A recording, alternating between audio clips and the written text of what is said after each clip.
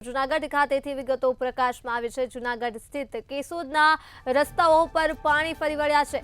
બામણાસા ગામે રસ્તાઓ પર પાણી ફરી વળ્યા છે, ત્યારે લોકો પોતાનો જીવ જોખમમાં મૂકી રસ્તો પસાર કરી રહ્યા છે। ગેડ વિસ્તારના રસ્તા ઉપર પણ પાણી ફરી વળ્યા છે અને અવરજવર કરતા રાહદારીઓને અનેક મુશ્કેલીઓનો સામનો કરવો પડી રહ્યો છે। જૂનાગઢ ખાતે જ્યાં રસ્તો ઊંચો કરવા માટે અને નદીઓને પહોળી કરવા માટે માંગ ઉઠાવવામાં આવે છે સ્થાનિકો દ્વારા, તો લોકો પોતાના જીવને જોખમે આ રસ્તો પસાર કરી રહ્યા છે। ત્યારે ઘેડ વિસ્તારના રસ્તા ઉપર પાણી ફરી વળ્યા છે અને હાલ સ્થાનિકો ભારે પરેશાન થઈ રહ્યા છે। ત્યારે અવરજવર કરવામાં પણ મુશ્કેલી થઈ રહી છે રાહદારીઓને તથા વાહન ચાલકોને।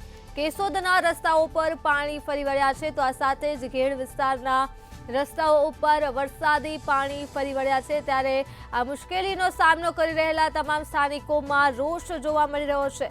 તો આ મુદ્દે જ આપણી સાથે સંવાદદાતા ચેતન પરમાર ફોન લાઈન પર જોડાઈ ગયા છે। જી ચેતન, જૂનાગઢ ખાતે કેશોદના રસ્તા ઉપર પાણી ફરી વળ્યા છે, શું કહેશો?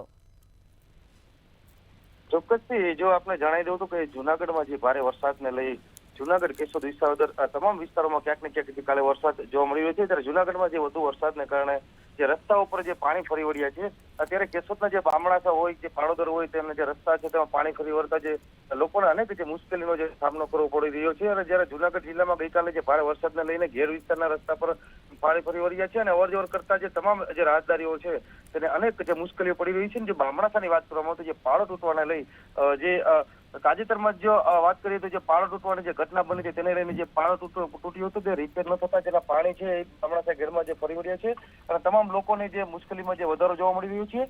અને જે લોકોની એક જ માંગ છે કે રસ્તા ઊંચાઓ અને નદીઓ જે પહોળી કરવામાં આવે તેવી જે સ્થાનિક લોકો જે માંગ કરી રહ્યા છે। જી ચેતન, તમામ વિગતો બદલ આભાર। તો જૂનાગઢ સ્થિત કેશોદના દ્રશ્યો છે જે સામે આવ્યા છે, જ્યાં રાહદારી રસ્તાઓ ઉપર નદીના પ્રવાહની જેમ પાણી ફરી વળ્યા છે।